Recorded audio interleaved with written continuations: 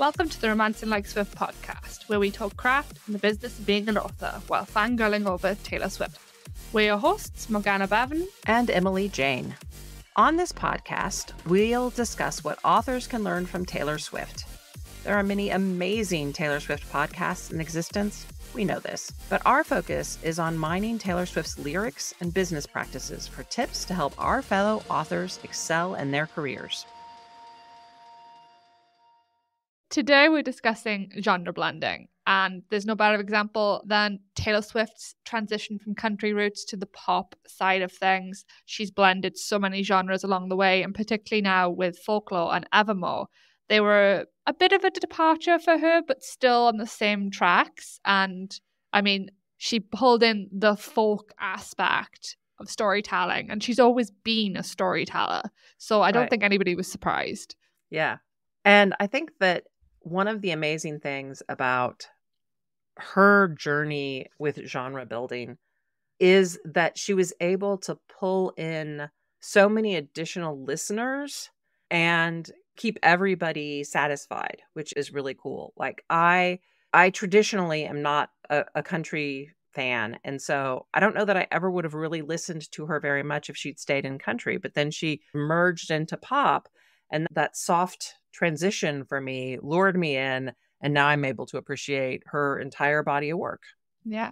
Interestingly, I've seen so many react videos where people who have only ever heard her hits, like the radio hits, they think she's nothing but a pop princess, that she can't write anything but mainstream pop. And then people they know force them to listen to songs of Folklore, Evermore, Midnights. And they get their mind blown. They finish it and their jaw's on the floor or they're crying. And they don't go into it expecting to feel. Yes. Which is ridiculous, considering the lyrics. Yeah.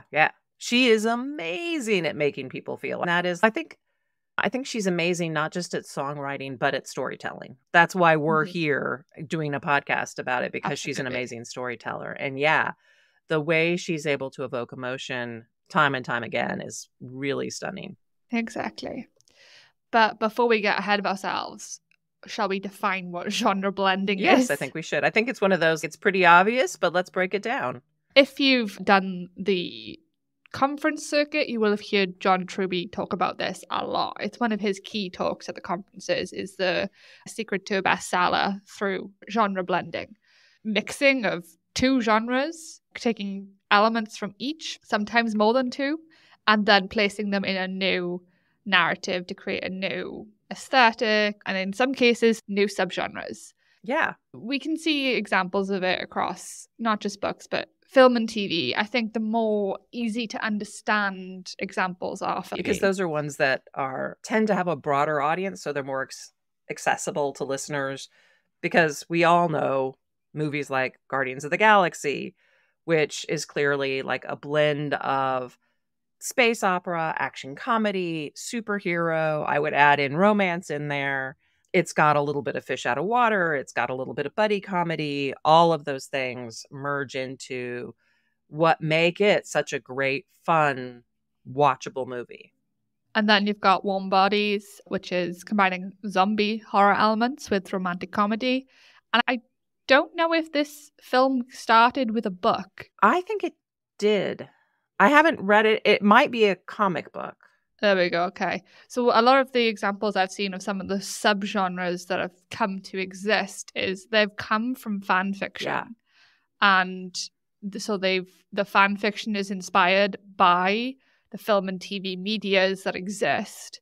And then eventually that fan fiction breaks into the indie sphere and it becomes indie mainstream. Yeah. As you were saying this, I was like, wouldn't it be cool if someone rewrote the X-Files, but in Victorian England? I don't know why that occurred to me.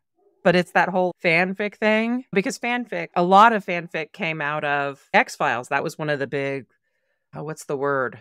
That was a breeding ground for fanfic in the early days of the internet. And so you were saying fanfic, and I was like, oh, X-Files. What would I do with X-Files to make that blended in something totally different? I'm sure people have done it in the mystery genre, taking the mystery and you put the mystery in the past and it's the paranormal element added into the mystery. Yes.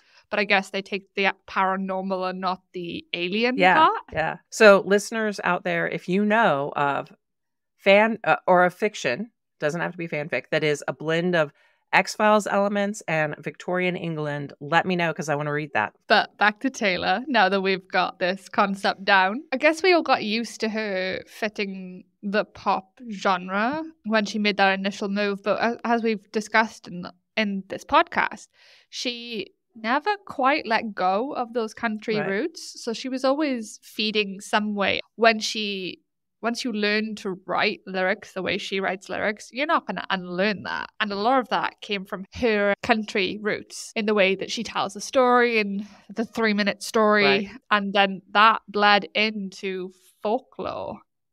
And I guess it was a new concept for us because we went into this album with her telling us that it was songs about characters and not her life. Right. How much of that is true? We still don't know, but we'll take her word for it for now. But with that album, she returned to the country roots and then she added new elements taking from folklore. Right. The folk song genre. And I know, like, for me, as we've discussed before, I came to Taylor with 1989, and I've always loved her pop stuff a little obsessively. But Folklore and Evermore brought my love of her music to a whole new level because it has such narrative richness, right? There's so much complexity. Mm-hmm. Every single song feels like a unique story and just draws you in, right? The one is clearly this great combination of pop, but a little bit of folk. And there's so much yearning in that, right? There's so much, which everyone who's ever had that first love that didn't last, we feel that. And whether or not you can suss out who we all think the one is about, even though it's not supposed to be about, it's supposed to be about a character, not her life. But I think we've all played that game, right? And that's part of the mystery of it, right? That we love. And I think that's one of those things, speaking of genre blending, that we all love mysteries. And that's one of those things with the Easter eggs that she does over and over again, right?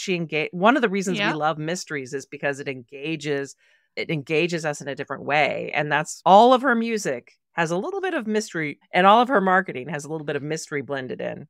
Like with the music, every time you re-listen to a song, depending on what's changed in your life, the meaning of the lyrics has changed. Oh, yeah. You notice something new with every listen. It was through. like that meme you sent me a couple weeks ago about Antihero and whoever it was who reframed the phrase "too big to hang out" as not being about her physical body or her personality, but about her stardom. Yeah. Yeah. That's something I play with a lot with my rock stars. Because you write celebrity romance. Yeah. Yeah. It's a balance I obsess over because I always pair them with a perfectly normal person. And then I'm like, they're in this massive, gigantic world where there's always a camera on them. They can't leave their houses sometimes without a bodyguard. They need a driver. They can't just do things on the spur of the moment like the other person is used to.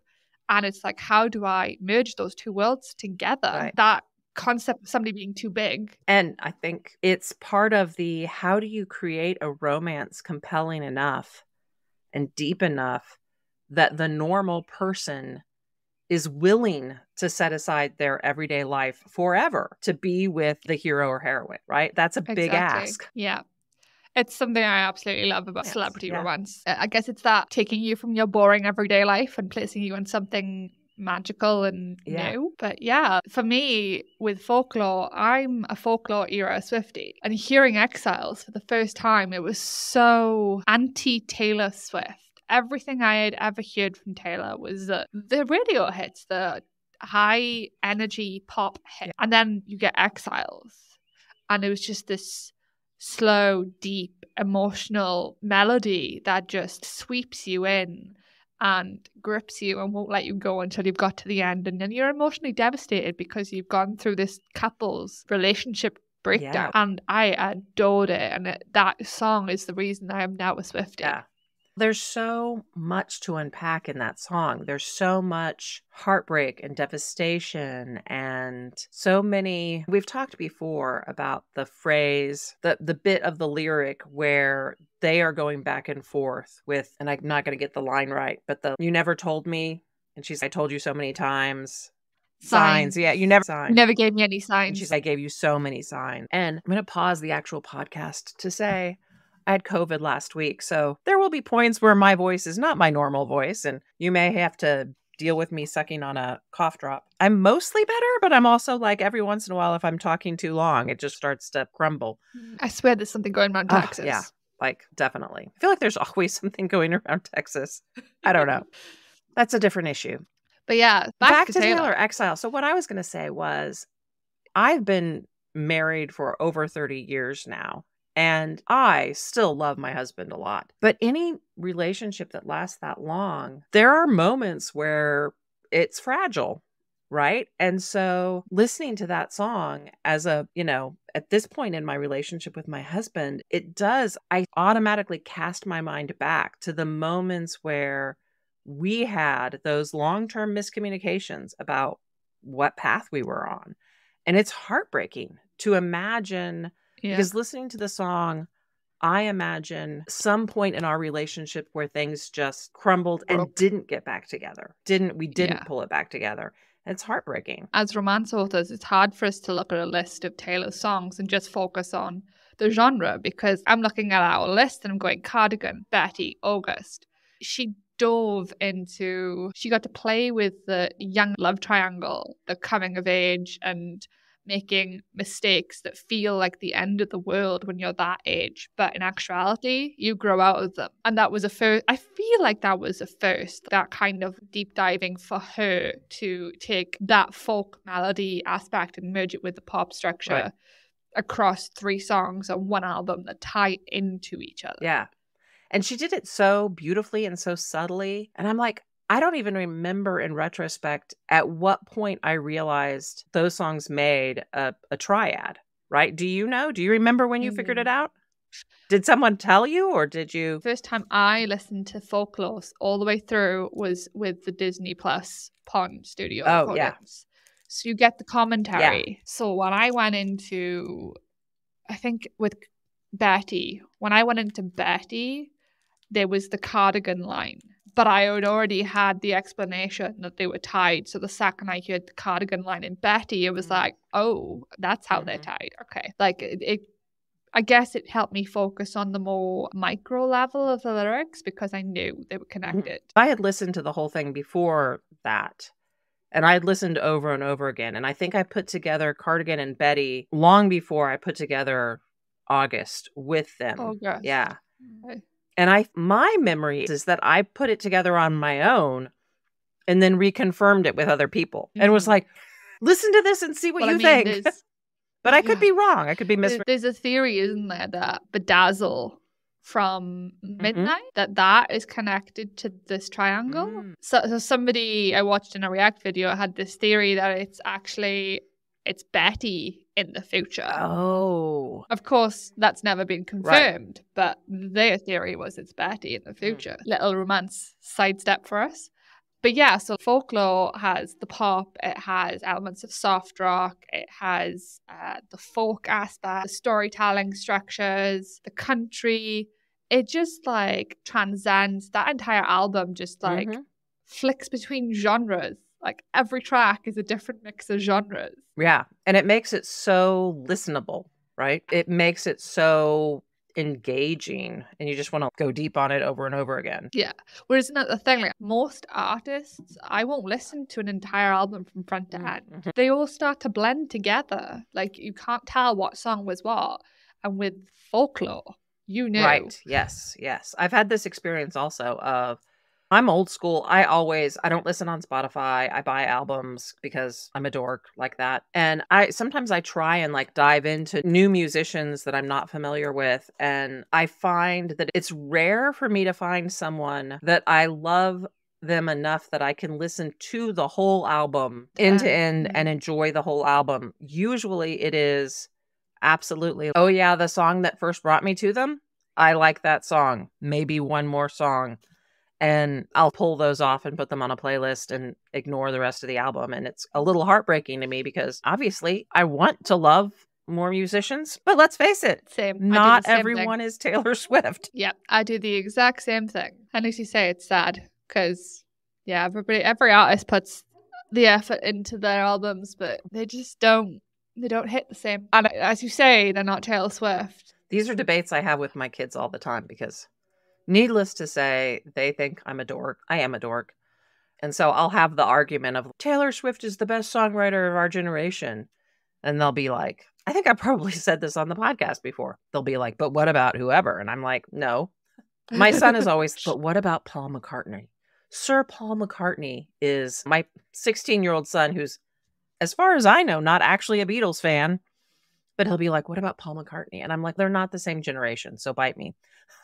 I mean, even Paul McCartney have said that she's a genius. And there is room for lots of geniuses in this world. We're going to be okay if there's more than one. Exactly. It keeps things interesting. But yeah, so then like Evermore and the genre branding on Evermore, I feel like this album made the jumps between the folk elements and the pop a lot more severe than Folklore. Like Folklore across the board was a lot more mellow of an album, whereas this one is like up and down the scale. Yeah. My favorite on here is Champagne Problems. Oh, it's really hard for me to pick a favorite because I love Champagne Problems, but I also really love Ivy as well. The sort of romantic, yearning, emotional stuff from Ivy just kills me. I think it's because I love the angst. Yes, it is. And then you get Gold Rush, and this is a Gold Rush really throws you through a loop because you have that opening section that's so soft, melodic, and then the drum beat comes in and you're in a straight up pop song. It just, I don't know how it blends it so well, but Gold Rush is amazing. Yeah. So do we want to move on to like why this works and how we can use her wisdom? I think we have probably sold people on the idea that she blends genres well. I just need one more. Right where you left me is like what we were saying about her being able to contain a story in 3 minutes. Right where you left me is a country pop song with a contained story, and I love it. Okay, so I feel like I don't know that song. Was that one of those bonus songs? Tracks. Yes. Yeah, it's a bonus track. See?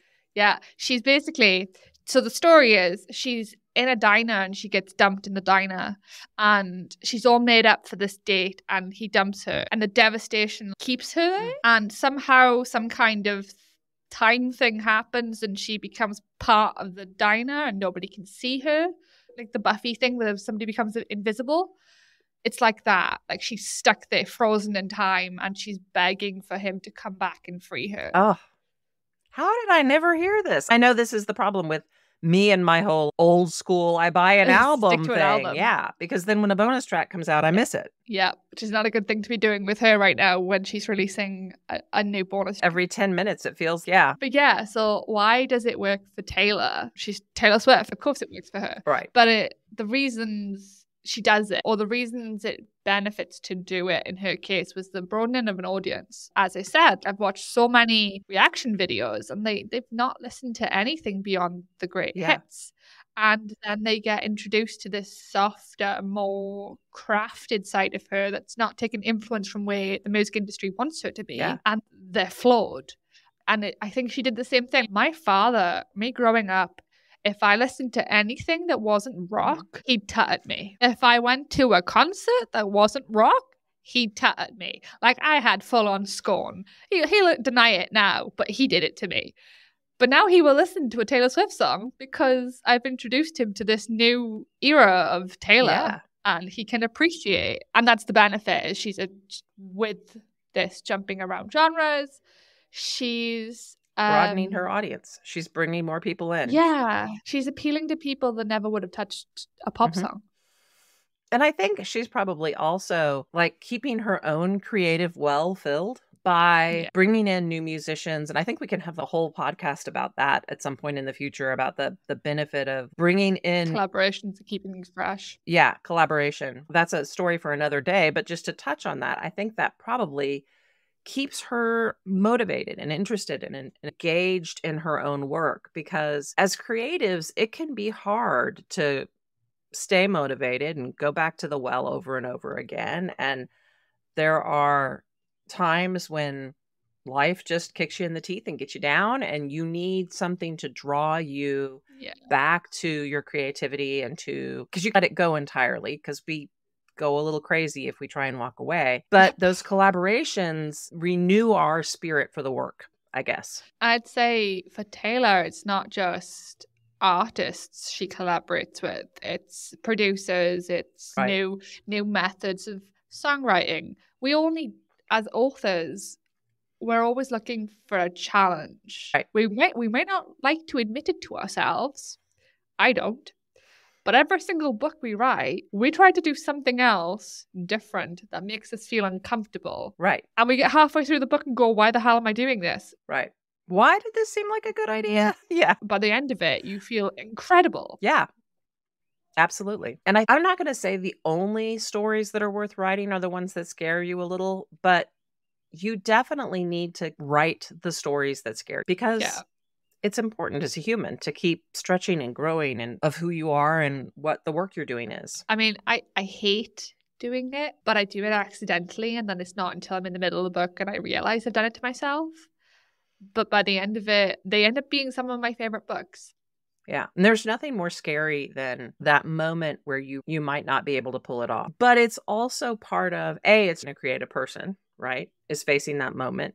And B, the reality is we are never completely pulling it off, right? Like, the vision of our story in our mind is always better, smoother, wittier, pithier than what ends up on the page. That is the reality in a human being, right? That is the reality, and it is what we can imagine will always exceed what we can create. And that's a quote that I heard years ago, and I have no idea who originally said it, and it's not a direct quote. But every time I'm in the middle of the sort of existential angst of, am I a good enough writer? I think back to that. I'm like, it's okay, because this is everyone's experience. This is what it is to be human.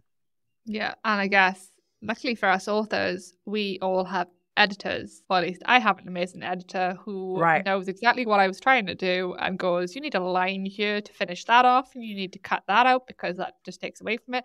Basically, the book, I hand her a book, and by the time it comes back to me, it's a different book. Mm-hmm. Just from her cutting stuff and telling me to add lines. So on to how authors can use genre blending. Of course, we're romance authors, so a lot of how we focus on this is going to be about romance, but you can apply it to any genre. And as I said at the start, this is a topic that John Truby teaches in his book, Anatomy of Genre, and at the conference circuits.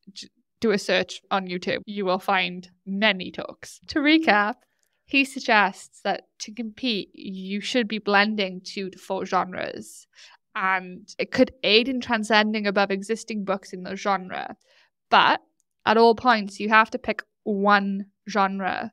He calls it a premier genre, and that genre allows you then to pick your hero, the primary beats, and the desires that go into that story. Because as we know, every genre has certain elements that have to be followed. So if you don't follow the beats of romance, and you're writing a romance and you don't include a HEA, you're not writing a romance. Right. And it goes back to fulfilling the reader, the writer, right? If your reader is showing up for a romance, you want to make sure that you hit whatever core beats they expect. That's exactly what you were just saying, because otherwise you're breaking that contract. You're betraying their trust. They're trusting you with their time and their money, and you need to give them they bought. Yeah, exactly. So the benefits for authors of genre blending, the major one, which if you talk, I mean, a lot of the genres I can think of have already merged themselves into a subgenre. Oh, yeah, yeah. So like zombies and romance creates zombie romance, as with Warm Bodies. And then what I've recently learned is that historical and fantasy combine to create epic fantasy. I would not have thought that historical went into epic fantasy, but apparently. Yeah, that makes sense. I mean, so often fantasy worlds have that sort of medieval feel to them. Mm-hmm. Makes sense. Yeah, and it gives space, as we were saying, for creative. You've mastered one genre and now you're ready for another challenge. working out how to blend in pieces from 1, 2, or 3 more genres could be a challenge that keeps you engaged for the next book. Right. While also expanding to step outside of a crowded market. Yeah. And it gives you the opportunity to sort of enhance your storytelling and go a little deeper in some things, maybe explore something that you wouldn't have explored if you were sticking to just one. Yeah. And then there's the market differentiation. Some genres have got saturated and you're looking for key selling points that can make you stand out. Sometimes genre blending is the answer. Sometimes it is not. Right. I think we're going to cover the when would it not work later. Yeah. So we'll just put a pin in that. And because sometimes it's not. But we'll talk about that in just a second. So what do you recommend? The caveat to all of this is that we're not giving you permission to throw out your marketing plan or to ignore the bases of a genre. What we're saying is there are pieces from every genre that you could take, but to do that, you need to be really, really immersed in each of those genres to know what pieces the reader expects you to. So in this case, there are things that we learn from Taylor, but there are things that all shouldn't do just because Taylor Swift does it. I've heard John Truby give this talk many times. And every time I'm like, oh, this is a good idea. I should try and do this. And then I can never figure out how to do it in a way that a subgenre doesn't already exist. And the thing is that unless you're a trailblazer, generally, if you're trying to blend genres, the subgenre already exists. And that's okay. Yes, exactly. That doesn't mean you need to reinvent the wheel. Right. You need to go with the readers go. Yes. And in some cases, like for a slasher romance, which is taken off in the last few years. And for the uninitiated, do you want to say what slasher romance is? It's kind of like the 80s slasher horror films, except the serial killers are the romance heroes. It's very much a dark romance genre. Yes. That's taken a root in the last few years because slasher romance fanfic was a big thing, and that has grown to the point now that it has transcended into the indie publishing space. Did it start with Dexter? I have no idea, but that is a good example. Probably that is something that people would write romantic fanfiction of. Yeah. And I never watched Dexter. I had young kids at the time, so it was not like a thing I was making time for. But yeah. We think about the whole dark romance genre is about taking these morally grey heroes and somehow making them lovable for that one person. Right. And it is the ultimate, they are meant for each other. They are unlovable by anyone else. Right? Yes. And then you get the dark romances where they're both unmitigated, insert swear word here. But the point is that some genres can be blended easily and they fit together so well that the subgenres already exist, and then others just don't work. The TV watching public or the reading public are not ready for it. So like Firefly, I never watched it, and I've learned today that I knew it was a blend of Western and sci-fi with the in-space elements. Yeah. And I was a castle obsessed person, but I never watched it. And I learned today that the part of the reason it failed, and now it's a cult favorite, but it didn't get past one series. And the reason of that was that sci-fi TV watchers did not want to watch the Western aspect, and Western TV watchers don't want to watch the sci-fi. Now it's different. Now you have things like Westworld. But at the time, nobody was ready for it. So it didn't survive. And I have to say, this is where like the age gap between you and I is showing. I mean, I did watch it when it was on the air and I loved it obsessively. I was one of those crazy people who was like, signing petitions and sending in money and all kinds of crazy crap.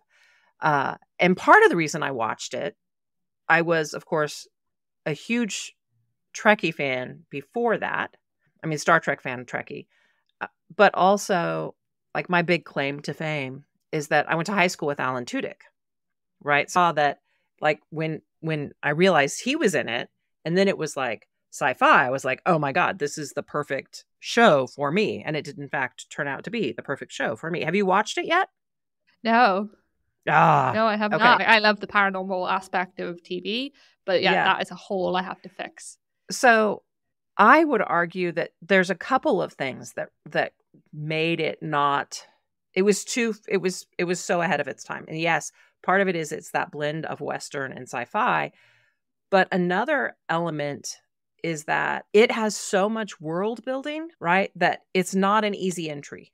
And Mm. TV viewers at the time were not used to that much world building and doing that much work. And it has that overarching story that spans the whole season, which was fairly new at that time. Like that was that and Veronica Mars. And I'm trying to think, there were a couple other things that came out about that time that were just starting to have the full season story arc. Which in it, like for us now, Right. That's the norm. it's a natural part of a TV show. Like you have to have it. Yeah. Yeah. Firefly was a trailblazer. It was. And it failed because it was a trailblazer. And if we accept that failure as it's a cult classic and everybody loves it, everybody who's ever seen it loves it, his dialogue, and by his I mean Joss Whedon, it's so pithy, so perfect. So the dynamic of it is brilliant. So go watch that at some point. Yes, I will. But this is an example of just because you blend genres together doesn't mean that your audience will show up. Yeah. Just because a reader loves slasher romance doesn't mean they're going to love romantic fiction. Just because they love fantasy doesn't mean they'll love romantasy. Right. So the key really is to do your research. Right. And make sure the book is marketable before you start writing. Or be willing to fail spectacularly. Authors who genre blend don't tend to genre blend on the scale that Taylor Swift does. That's something we have to give a caveat to here, which is where I say we're not telling you to throw out your marketing plan and just jump around the field until you find what hits.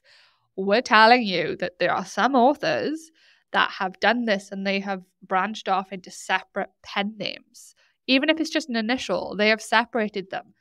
Times are slightly changing on the pen name front, but it's still a good idea when you have genres that you're playing with that one side of your readership will not touch. And if those genres kind of step outside of, like we talk about that unique core thing about your books that brings your readers back every time. If these two genres step out of what that core thing is that brings your readers in, then you really do need to think about the pen name situation to avoid the confusion. Right. Because what you don't want is to alienate readers from your core. If you're known for writing celebrity romance and your readers are coming to you for that over and over again, if the whatever you're blending doesn't bring in what they have found appealing about the celebrity romance, then like, for example, I would not recommend that you start writing, say, Western something, because the dirty ickiness of a Western is never going to appeal to your celebrity romance reader. Exactly. There's nothing you could blend a Western with that would, I mean, I say nothing, but I'm sure we could come up with something. But yes, the celebrity romance factor, like what is it that readers love about a celebrity romance? They love the glamour. They love the glitz. They love the high stakes. And that is so opposed to anything Western that if you tried to blend that in, it would just... Yeah. So finally, the example I was thinking of was I could not take my rock stars and put them on a spaceship, like alien romance. Some authors have done rock stars in alien romance, but they already write alien romance. Yeah. Contemporary rock stars in a spaceship, no. But the question, I guess, is like across the board, is it a good idea? Yes. Like, we may be advised to do it, but is it a good idea? And I think there's a lot of things to consider when you're deciding if it's the right thing for you to do, right? And this goes back to something we've sort of touched on briefly, which is you got to know both genres, right? You've got to know them both well enough that you are comfortable and you know what is drawing readers to genre, right? You want to know, are you going to be able to hit the reader expectation and fulfill that writer-reader contract by blending these two genres? Exactly. And you want to make sure that you understand what the butter is of those genres. So butter is a term that we've used before, and it comes from the T. Taylor 7-figure fiction book. And it's like butter microtropes. So you have to know why a genre or a subgenre appeals to readers, and can you make that appeal blend, right? Mm-hmm. And if it's like, why does it appeal to readers? Why does it appeal to you? Is the answer to that question the same? Because if there's something that you love about a subgenre or a genre that is different from what most people love about it, then you might not be able to blend them the right way. For example, Exactly. if you're looking at like blending romance and cozy mystery, and the thing that you love about cozy mystery is the small town setting, then that's like small town romance. That's not necessarily mystery. You can't just throw in the mystery, because I'm a little off the rails on that one, but you get where I'm going. It makes sense. If you remove the mystery from cozy mystery, it is not a cozy mystery anymore. So even when you merge in the romance, it doesn't matter. You've just gotten into another subgenre of romance. I guess first, don't feel like you have to create a new genre. Like we said, there's many genres, subgenres of romance now, and even fantasy and horror that didn't exist 10 plus years ago. Right. Now we have romantic suspense, which is romance and thriller. We have contemporary romance, which is romance and contemporary fiction. Paranormal romance, romance and fantasy, and sometimes urban fantasy. Historical romance, romance and historical fiction, sci-fi, romance and sci-fi. These are genre blending. They didn't exist at one point, and they've been created to make these niche down, easier to market systems. Right. That you don't have to step out of. Yeah. A lot of this, I want to say, is a function of indie pubbing in general, right? Mm-hmm. When all books were published by major publishers, there wasn't the freedom to have these micro genres, right? Yeah. Because there was too much risk. And as individual entrepreneurs and writers, we can take the risk on a micro genre that excites us and that we think there's a market for, that is different from the risk a major publisher would be taking. Yes. At this point, we're even seeing microgenres developing from tropes. Like, I would consider Rockstar a trope. It's a hero-based trope, but it's actually a microgenre. Small Town is a microgenre. Enemies to Lovers is a microgenre that sometimes we merge with workplace romance to create the enemies to lovers, like workplace romances that we all love. So it doesn't have to be like macro genre level. You can go niche down within romance and blend them, which I think is the reason that John Truby's talks never really hit for me, because he talks in these big genre concepts, and then you kind of look and go, but I don't want to write mystery. I write contemporary romance. I don't want to do mystery. I don't want to do thriller. I don't want to do horror. So what am I meant to do? When I take it in that niche down function, it starts to make sense. Yeah. Okay. Caveat being, I've never actually heard him talk, so there's that. But he's also a little bit describing something that romance writers have been doing for a decade or more anyway, right? So it's almost like we've been doing this intuitively all this time, and now he's giving us permission. I feel like that's something we forget when we're like sat in the room listening to these talks and going, okay, yeah, but so what do I do different? And that's the thing. For us as romance writers, it's really, he's telling us to do something, and we are sat there going, how do I do that? Because I don't see it, but I feel like I'm doing it. I don't know. Yes. I think we do it already. Yeah. Yeah. And I think that's partly a function of such a broad genre with so many readers, right? There are readers out there for everything. I think this is the benefit we have with romance, is that our readers are a lot more forgiving, I think, or they jump around a bit more than other genres. They're experimental. They're willing to try new things. They're willing to trust other readers and writers and their recommendations. Yes. Right? Yeah. And as one of my ARC readers said the other day, there are books that she started reading a few years ago when she was new to the romance genre. And she's admitting to herself that she wasn't ready for them. So she DNF'd them then. And now she's going back because she knows she's going to enjoy them. But at the time, they were a step too far out of her comfort zone. Yeah. And we do that. Like your reading tastes grow. But the thing is, if you do blend new genres, you might find that one side won't read the second genre and the second genre won't read the first. Absolutely. So that's just a warning to be aware of, right? Yeah. If you're going to do it, you need to figure out how to market it and choose whether you're going to market to one half of that audience until it gets established, which kind of defeats the purpose to me of genre blending in the first place. Like, you want to reach as wider audience, but I just don't know how I don't know how you do it without turning off one or both sides. I think it defeats the purpose if your only purpose is to get more readers. Though I feel like you could get more readers in the long game if you're playing the long game on it, right? Mm-hmm. So if you're introducing 2 pen names, those secrets rarely stay secret forever, right? So if you're introducing a new pen name and it takes off, then chances are at some point you're going to come out of the pen name closet, and then your readers will have the choice to go back and be like, hey, I really love this, and this other subgenre doesn't not appeal to me. Therefore, I'm going to try these other books. And then eventually you get the merged bigger audience. But you have to be willing to play the long game on that, I think. Just thinking, example of a trad author who has done this and jumped all over genres is Charlene Harris. Oh, yeah. Yeah. Because she did True Blood, so straight up paranormal urban fantasy with a bit of romance in it. Ran very, very long. And then she has the Aurora Teagarden series, which is a straight up cozy mystery.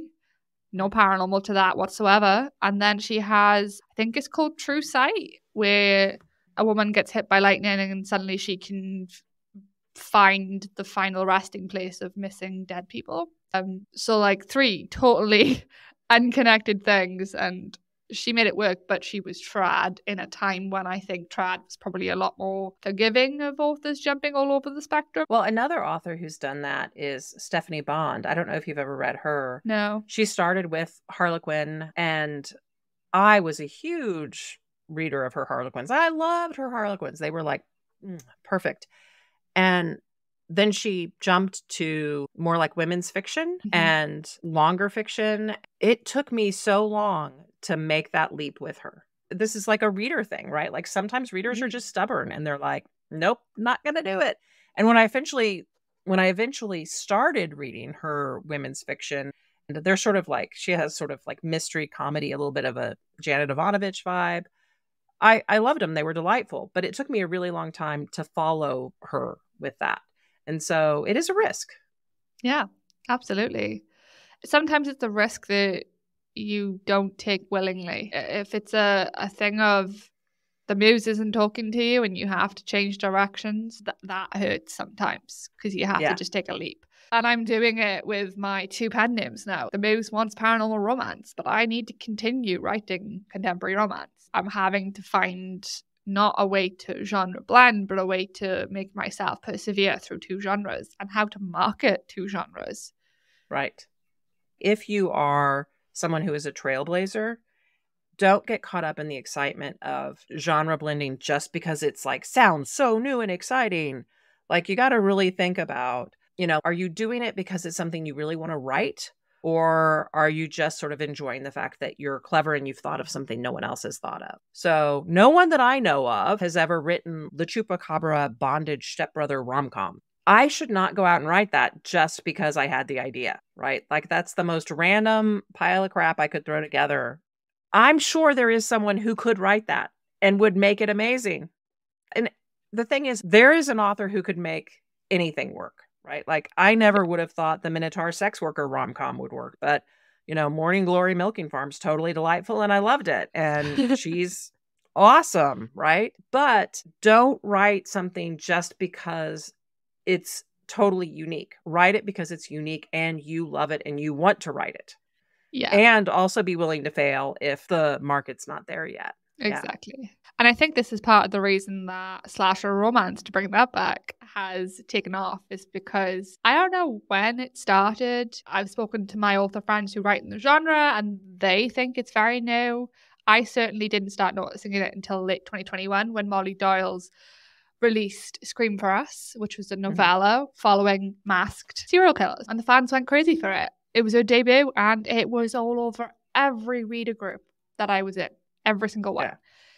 Now, as we record this, my friend Tyler Page is in the top 100 in the entire Amazon store because of a viral TikTok on her first slasher romance, slasher pass. And I think with this, it's a case of if somebody had thrown this out 5 years ago, it would have flopped because the genre wasn't ready for it.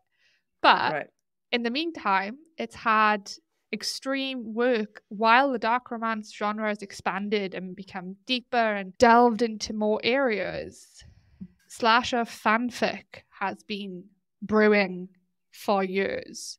Yeah. So when somebody made that leap, the genre, the mainstream genre in the indie stream sense of the word, because I don't think trads are putting out slasher romance.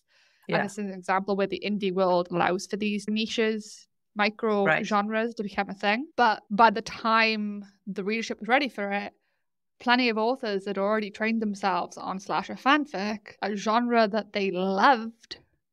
Yes. That then they merged with romance to create slasher romance. So, it's come out of nowhere, but it's really not come out of nowhere. It's been brewing for years. So this brings me to, I think, the most important point is not just writing something that you're going to love, but respecting your reader. Don't ever write something just because you think it will sell, right? Like slasher romance, just not my jam. It really isn't. It wigs me out. And I respect that people love it. And I'm not going to tell anybody not to write it. I'm not going to tell anybody not to read it, but I don't want to read it. So I had this idea of like, okay, slasher romance is super hot right now. I'm just going to throw that into my, STEM-based divergent rom-com and see if I can get new readers. Hopefully Morgana would throw herself bodily onto me to keep me from the keyboard, because that would be a horrible idea. You have to respect your reader more than that, because I think that anytime you're doing something just as a money grab because you think there's a market for it, but it's not something you love on some level, I don't think it's going to work, because I think readers can sniff that out. I think readers know when an author is disingenuous, and they know when an author doesn't love the work. And it's just insulting to your readers. Their time is more valuable than you messing with them just because you think you're going to make a quick buck. That's rude. Just don't be that person. And it's insulting to the writers who really do love that blended genre, because they love it and it's their heart and soul is in that. So let them have that space. We come at everything and kind of go to your research, look at the whole thing of Kindle trends, and they want to check what's popular and where the gaps are on the market. And really, are we saying that that kind of analytical approach should probably come second before you choose your genres to blend? Maybe you should be looking at those things that draw you in, that you have an instinctive storytelling need to get on the page, rather than just going, oh, this thing is hot, let's jump on that. I'm not saying it should come first, but it should be the hard line. If you're doing your research that you described of looking at the niches on Amazon, if you're looking at those and you don't feel a gut level pull to whatever genre you discovered, that should be your no. There's too many great stories out there, and there are enough readers for everybody. And if you're not passionate about what you're writing, however you come to that passion, whether you're passionate first and then you do the market research and are like, yes, there's a market for it, or you're doing market research and you come across something and you're like, oh, I could totally be passionate about that. Whichever way you come to it, as long as you're passionate about it, as long as you love it, that's what matters. Yes, absolutely. But I guess that goes into every book you write. I mean, you want to be passionate about it. And if it so happens that it genre blends, it genre blends. Yeah. But also remember that it doesn't actually have to be that macro level genre blending. It can be the micro. I'm now realizing that micro tropes are actually micro genres in some cases. This is a concept that's freshly new to me. And every time I start a new book, I go in with a list of tropes that I want in that book. Right now, I'm writing a rockstar romance. I knew when I started that it was an accidental Vegas wedding. What I didn't know is that it's probably going to have a slight small town overlap in the end, because I have a massive chunk of time where they're separated. And somehow I need to make the grovel happen. And the grovel is going to happen in this small South Carolinian town, which means I'm going to hit that small town genre. So I'm now prepping myself, like trying to figure out all the pieces of the history of this town that I can litter into the end of this book. Because if I'm hitting the small town part of it, I want to do it right, which means I need to find my chorus of gossipy old women and build it through the book. Yes. And you may find that you love that small town, and your readers may find that they love it and they want to go back to it over and over again. And, like new fan base.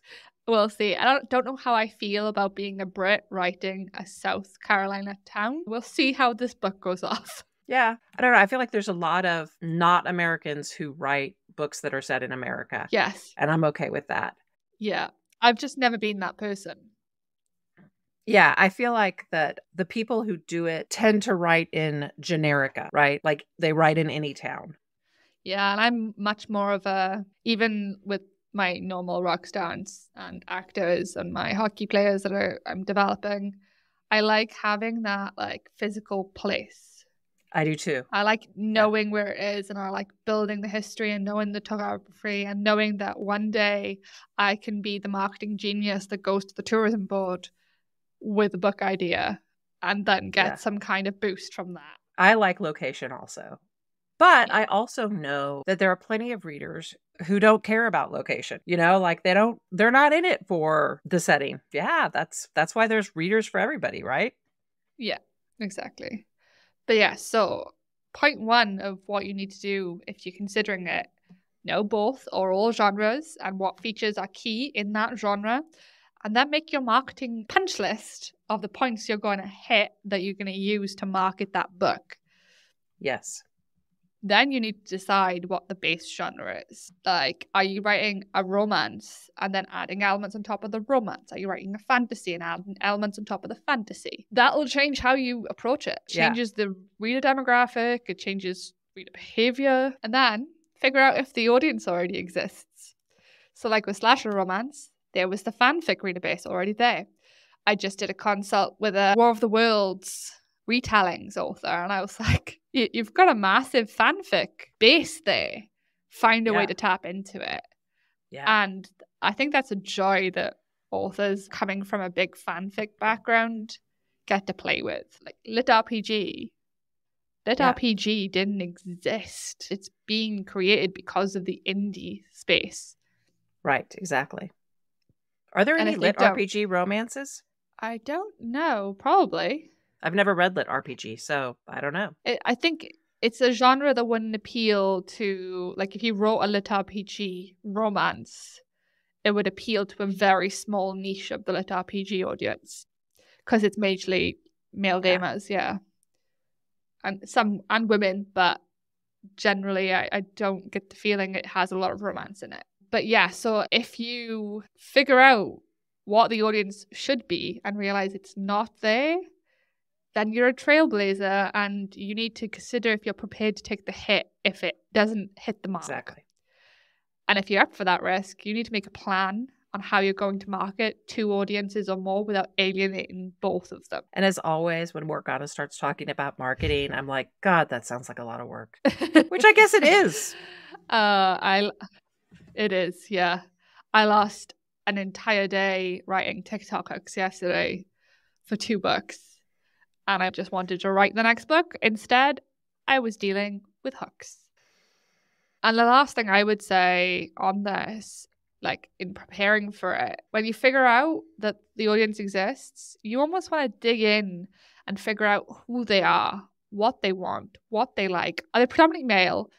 Do they hate romance? Do they hate fantasy? Are there things they won't touch? Because in the example of urban fantasy, the Venn diagram of people who love the Dresden Files, but also read smutty Carrie Arthur's Riley Jensen series, it's very, very small because the majority of men that read, and some women who read urban fantasy, don't like having any romance in the urban fantasy. Whereas there's a segment of readers who absolutely love having that second thread of romance.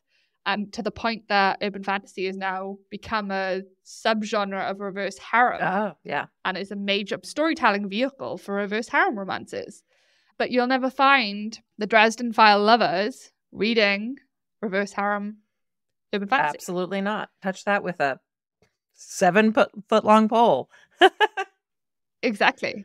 So, like, before you even write the book, you want to make sure you know which side you're aiming for, because if you're not a lover of romance, you can ensure that you don't put that element in and then make your life difficult trying to market something that you don't love. Right. And that goes back again to, if you're writing something you don't love, I think particularly if it's romance, your reader's going to know.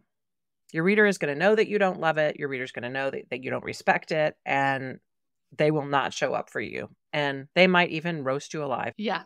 Yeah, highly likely. So I think a good final point for us is, do we genre blend already? Like, having now dug into this, have you realized some points where you genre blend? I think everybody does, right? I've been reworking one of my Emily McKay Harlequins that I got the rights back to. And it has a little bit of, it's not romantic suspense, but there's like a little bit of a mystery thread in there, because the hero and heroine are sort of brought together because of a diamond heist. And so it's got a little bit of this crime mystery element in there. And of course, I wrote that 15 years ago. It's always interesting looking at things that I wrote a long time ago, because it's like, ooh, what was I really doing there? Like, God, I didn't even realize that's what I was doing. But I think for me, that story in particular came from my love of stories where the hero and heroine are brought together by something external that they cannot avoid, right? Like, I like that sort of plot element bringing them together. Did I do a great job of it? I don't know. We'll see. You'll do a better job now. I will. Yeah. Some of my books, because I write celebrity rock stars and actors, some of them cross into that travel romance dynamic. I have one book, she refuses to stay still, and it takes place in Australia because she hops on a plane from Las Vegas to escape the fact she just married a rock star she barely knows. So she runs away to Australia, and I kind of want to like expand that book to actually include a full-on like drive of the Great Ocean Road. And I think that speaks to your natural love of travel, right? Yeah, it does. So definitely a lot to think about here. What do we want to leave our listener with, other than what song we're listening to? I think the key is, don't just go in chasing a trend. Actually look at what you love. Yes. And as we say, it doesn't have to be the top level. I'm writing romance, so I have to put in horror, or I have to put in mystery. If you don't love those genres and you don't have ideas for those genres, don't do it. Just come down to a micro level, blend your genres within the romance genre itself. That works perfectly fine. Excellent. Yeah. And I think if you're outside of romance, then there might be something similar you could do there. Like, if you love magical schools, write magical schools. You don't need to bring the horror element into a magical school fantasy. Yeah, I agree with all of that. And I'm interested to hear from listeners about like what genres they would like to see blended together. Not so that we can run out and write those books, but just out of curiosity. And with that, yes. What are you listening to right now? So I think I have to go with Right Where You Left Me from Evermore, because I was re-listening to that just prepping for this, and I forget how good of a closed loop story it is. Nice. Like, it's so clever. Well, since I've never listened to that, I'm going to need to run out and listen to it as soon as we're done here. Yes, you do. I have been going through a weird phase where I'm not actually listening to Taylor Swift right now. I've been listening to a lot of like 90s grunge for some reason. So every once in a while I go on a Counting Crows binge, and that's what I've been doing this past week. Don't know why. Maybe it's because getting over COVID and my own voice is a little gravelly. So maybe that's what it is.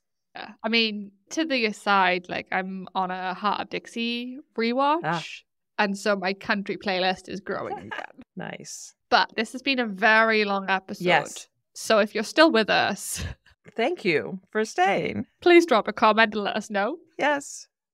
But hopefully informative. I feel like I learned things just hashing through it, giving me a lot to think about as a writer. Yeah, I learned a lot just trying to prep it, because there's so many aspects that I thought it was straightforward. I thought it's just, yeah, you take these top level things and that's it. No, it's not. Yeah, no, it's not at all. Yeah. So that's us for this week.